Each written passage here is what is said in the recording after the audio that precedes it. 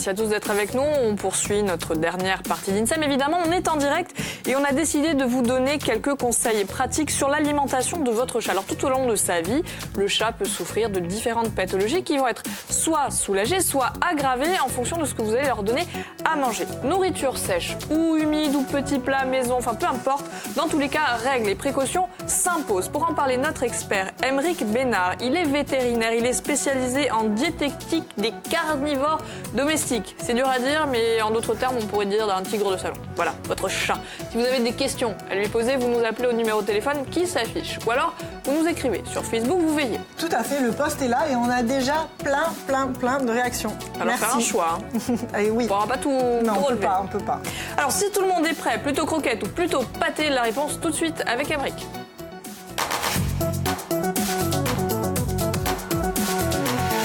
Bonjour Aymeric et bienvenue. Bonjour. Merci d'être avec nous. Alors, vous êtes vétérinaire CES, ce qui veut donc dire certificat d'études spécialisées et donc en diététique des carnivores domestiques. Donc on rigole, mais c'est quoi, les chats, les chiens? Chat-chien. D'accord, donc Voilà. Principalement ces deux-là. Alors aujourd'hui, on a décidé de parler des chats.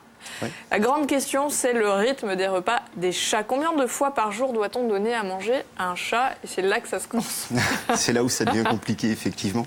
Naturellement, un chat qui a de l'aliment à disposition toute la journée peut aller manger, ne serait-ce qu'une croquette, jusqu'à 15 fois, 20 fois par jour. L'avantage de cet apport régulier dans la journée, c'est évidemment de limiter les pics d'hyperglycémie à la suite d'un repas qui serait important. Trop conséquent. Trop conséquent, tout à fait. Et dans le milieu naturel, le chat qui chasse la souris, pendant ces périodes d'activité de chasse, va attraper une souris, la manger, puis se reposer et de nouveau en attraper une autre. Ce qui fait que, en fait, avec les croquettes à disposition en permanence, il va mimer sur un chat normalement constitué, mimer ce comportement de chasse régulier. Ce comportement naturel. Mais le problème, c'est lorsqu'on va laisser tout le temps à manger à son chat. Alors je pense notamment au chat d'appartement. Oui. Le chat qui s'ennuie va grignoter toute la journée. Et là, c'est le drame. Voilà. Que se passe-t-il? Certains chats ont du coup un trouble du comportement associé à la prise alimentaire à cause de l'ennui et du manque de jeu. Et on se retrouve là effectivement avec un problème de surpoids qui est lié à une surconsommation d'aliments. Parce que pour s'occuper, il va grignoter en permanence.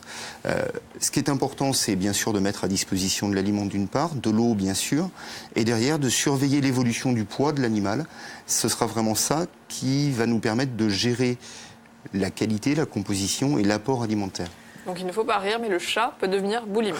Le chat peut devenir boulimique. Voire obèse. Ça, c'est Voire obèse, ouais. On va en parler, justement. Alors, on a juste quelques réactions. Beaucoup de gens, effectivement, mettent des croquettes à disposition toute la journée, mais on nous demande, est-ce qu'à cela, il faut rajouter la pâtée quand il y a les croquettes à disposition toute la journée?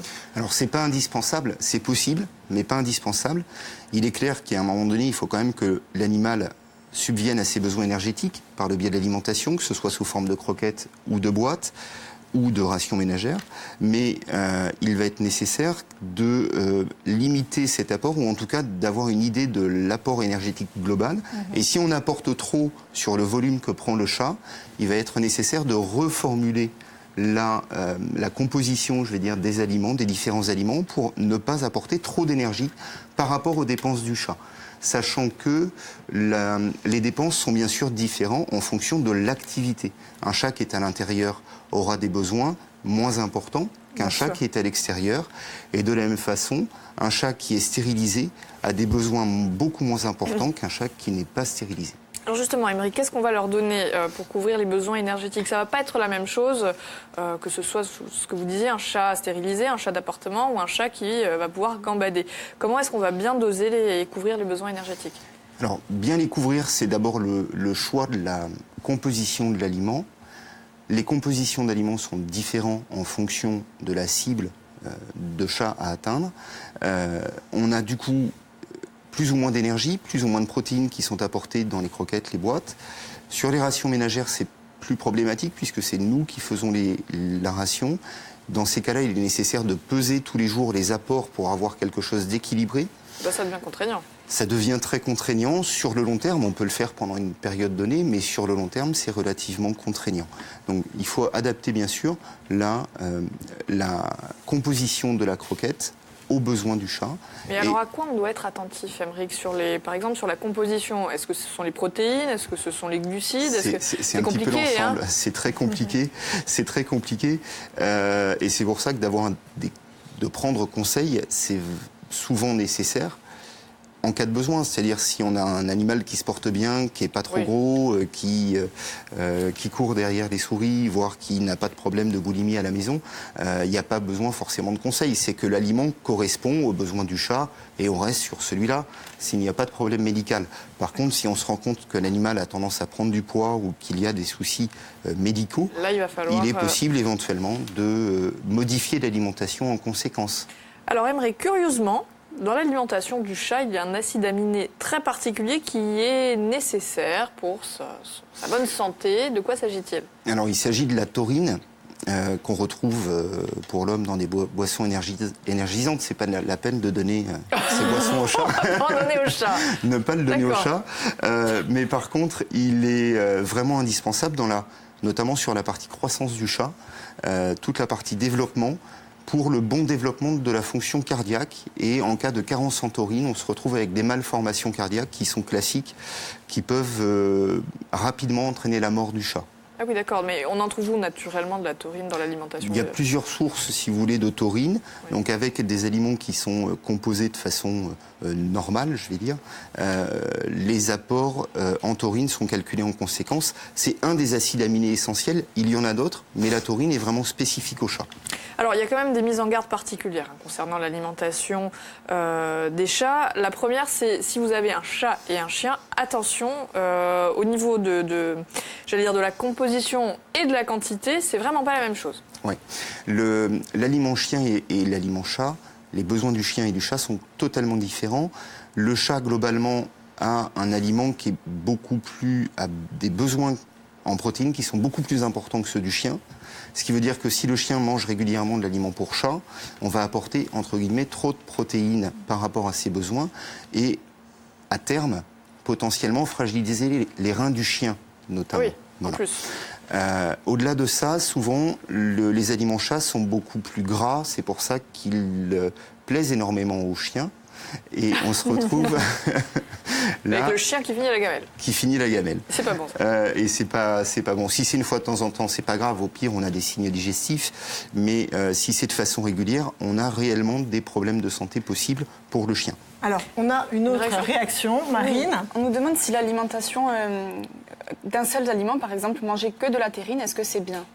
Alors, l'apport, en fait, que ce soit sous forme de terrine, de croquettes ou de ration ménagère, ce qui est important de comprendre, c'est pas tant la forme, c'est la composition qui est importante. Et la composition est toujours calculée en matière sèche. Avec des terrines, on va apporter à peu près 80% d'eau. Avec des croquettes, on va être à 10-15%. Donc cette eau, on la retire, on calcule vraiment les apports en protéines, en glucides, en lipides. Et là, on a une idée de l'apport énergétique.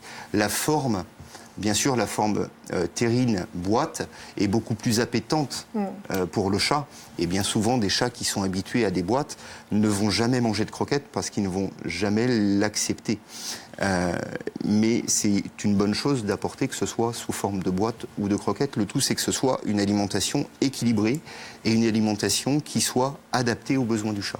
Alors en termes de quantité, qu'est-ce qu'on met? Une poignée de croquettes, une assiette de pâté? Schématiquement, pour des croquettes standards et un chat qui a une activité normale, peut-être pas le chat d'appartement, mais la base de réflexion, c'est 50 grammes, à peu près 50 grammes de croquettes par jour. Par jour, d'accord. C'est quoi? C'est l'équivalent d'un petit verre? Il faut peser parce que chaque croquette n'a pas la même masse volumique. Donc c'est pas un problème de volume, mais de poids. Oui, donc c'est très technique. Hein, voilà. Ne soyez pas des amateurs avec vos chats. Puisque justement, les pathologies des chats, le plus fréquemment, le chat va souffrir de quoi? Alors, parmi les problèmes, on peut se retrouver effectivement avec du surpoids, qui a des effets secondaires à long terme, sur le plan diabète et sur le plan... Le chat obèse, voilà, bravo. Voilà, là, lui, vraiment, il faut... la souris, lui, hein. il faut modifier son régime, quoi. Donc, problème de diabète et d'arthrose qui peuvent se développer à long terme. Des soucis également, le chat est particulièrement fragile au niveau rénal. Donc, insuffisance rénale, d'une part, et par ailleurs, calculs vésicaux qui sont donc des petits calculs, des cristaux qui forment des calculs au niveau de la vessie. Ça, c'est quelque chose vraiment de très classique chez le chat. Alors, on entend souvent dire que les croquettes favorisent justement les problèmes de reins chez les chats. Est-ce que c'est vrai ou pas? Alors, c'est pas tant, encore une fois, c'est pas tant les croquettes. Ce qu'il faut toujours, bien sûr, le chat, quand il mange des croquettes, il prend moins d'eau que s'il mange des boîtes. Ça, c'est une évidence. Ça va favoriser mais il lui faut impérativement de l'eau à disposition. Alors, c'est très compliqué de faire accepter de l'eau et de forcer le chat à boire. Donc, il faut essayer de lui proposer différentes sources possibles d'eau pour qu'il en accepte une. Certains chats ont des gamelles d'eau fraîche remplies tous les jours à la maison. Pour autant, ils ne boivent pas à la gamelle et ils préfèrent boire au robinet ou boire dans une flaque à l'extérieur. Excusez-moi, une autre réaction de Marielle Lapine qui nous demande ce que vous pensez des aliments boules de poils. Alors, les aliments boules de poils sont là pour limiter la formation des boules de poils dans l'estomac à la suite du léchage, des activités de toilettage. C'est une bonne chose, ça permet d'éviter un agglomérat de poils trop important qui peut entraîner derrière des phénomènes de vomissement éventuellement. C'est un complément. Alors, il y a beaucoup d'aliments, je vais dire, qui le revendiquent sur le sachet. Il faut savoir que sur les appellations sachets, c'est très compliqué de s'y retrouver et c'est assez flou en termes de dénomination commerciale. Alors, elle nous dit aussi que ces chats la raquettent pendant les repas. Alors là, que faut-il faire? Ça vient souvent d'un problème plus d'éducation du chat, comme du chien. Si le chat a l'habitude de recevoir quelque chose quand il réclame qu'on est à table, c'est sûr qu'à un moment donné, il va continuer à réclamer. Et c'est un entretien du comportement qu'on maintient nous-mêmes. Donc on ne donne pas à manger à son chat pendant qu'on est en train de manger soi-même. Ce serait mieux quand on est à de ne table. pas le faire. Alors en quoi l'alimentation, Aymeric, va être une réponse aux différentes pathologies évoquées précédemment? Alors par exemple sur le surpoids, un chat en surpoids ne va pas maigrir si on diminue la quantité. Si on rationne nous-mêmes en diminuant la quantité d'aliments, la plupart du temps on va déclencher un phénomène de boulimie. Donc on ne met pas son chat au régime? On le met au régime, mais en lui donnant à manger. D'accord. Et en lui donnant globalement le même volume que ce qu'il mangeait précédemment, mais on se débrouille avec la composition de l'aliment de régime, entre guillemets, pour que dans le même volume, il y ait beaucoup moins d'énergie apportée. Allez, pour finir peut-être les images un petit peu clichés, donner du lait à son chat, est-ce que c'est une bonne ou une mauvaise idée? Alors le chat boit du lait effectivement quand il est jeune. Le chat a un pouvoir, une capacité de digestion du lactose relativement limitée qu'il perd au moment du sevrage, ce qui veut dire que sur un animal, un chat adulte qui a été sevré normalement, il va potentiellement avoir des difficultés à digérer correctement ce lactose et il va pouvoir déclencher des signes digestifs. Alors il y a d'autres choses, très indigestes pour le chat. Oui, mais le chocolat, par exemple, qui fait partie des toxiques classiques. Quand on mange une glace, on a quelqu'un qui donne du cassoulet, du cassoulet, bon là, pour le coup, c'est pas du tout équilibré. Et d'ailleurs, l'oignon aussi. L'oignon aussi est toxique. C'est du poison. Oui. Donc arrêtez de donner du lait, du chocolat et des oignons aussi à vos chats. Merci beaucoup, Aymeric, pour tous vos précieux conseils. Donc on poursuivra évidemment demain, comme chaque jour. Demain, une autre thématique à l'occasion de la journée mondiale des zones humides qui va avoir lieu le 2 février prochain. On va vous parler non seulement du programme, mais on va surtout débattre autour de la problématique de conservation de ces milieux fragiles. Voilà pour le programme. Merci une fois de plus d'être venu. Je vous souhaite une excellente fin de journée à tous et arrêtez de donner du chocolat aux chats. On vous dit. Allez, à demain. Ciao.